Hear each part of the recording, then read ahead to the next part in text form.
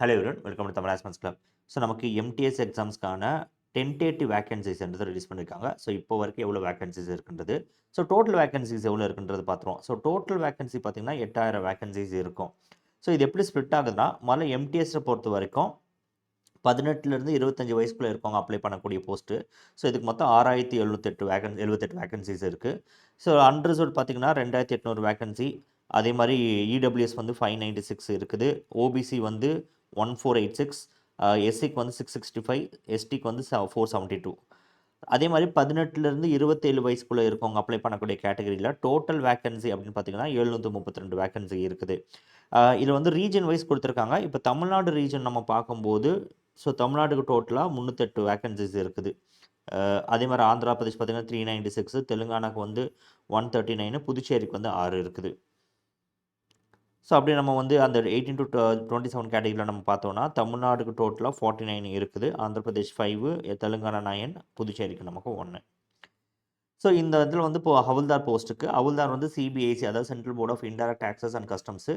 அதேமாதிரி சிபிஎன் வந்து narcotics, central board of narcotics, central bureau of narcotics. So இதில் பார்த்தீங்கன்னா டோட்டலாக நமக்கு வந்து 1211 வேகன்சிஸ் நமக்கு இருக்குது. இதில் வந்து அன்ரிசர்வ்டில் பார்த்தீங்கன்னா 531, இடபிள்யூஎஸ்க்கு வந்து 132, ஓபிசிக்கு வந்து 293, எஸ்சிக்கு வந்து 149, எஸ்டிக்கு வந்து 106.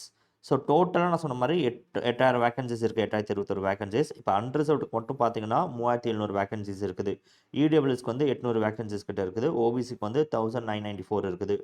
எஸ்சிக்கு வந்து 870, எஸ்டிக்கு வந்து 627 வேகன்சிஸ் இருக்குது.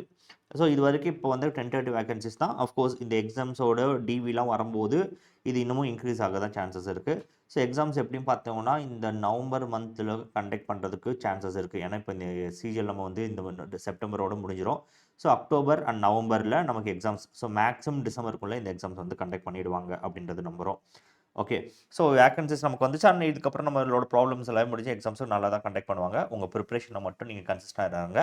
மறக்காமல் நம்ம தமிழ் ஆஸ்மென்ட்ஸ் கிளப்பில் ஈவினிங் 6 to 7 போகக்கூடிய இங்கிலீஷ் லைவும், 7 to 8 போகக்கூடிய மேக்ஸ் லைவும் நீங்கள் ஃபாலோ பண்ணுங்கள். உங்களோட ப்ரிப்ரேஷனுக்கு ரொம்ப யூஸ்ஃபுல்லாக இருக்கும். ஸோ மறக்காமல் சேனலை சப்ஸ்கிரைபும் பண்ணி வச்சுக்கோங்க. ஃபர்தர் அப்டேட்ஸ்க்கு எங்களோட டெலிகிராம் சேனலை நீங்கள் ஜாயின் பண்ணிவிடுங்க. எங்கள் டெலிகிராம் சேனலோட லிங்க் நாங்கள் டிஸ்கிரிப்ஷனில் கொடுத்துருக்கோம். மறக்காமல் ஜாயின் பண்ணிக்கோங்க. தேங்க்யூ.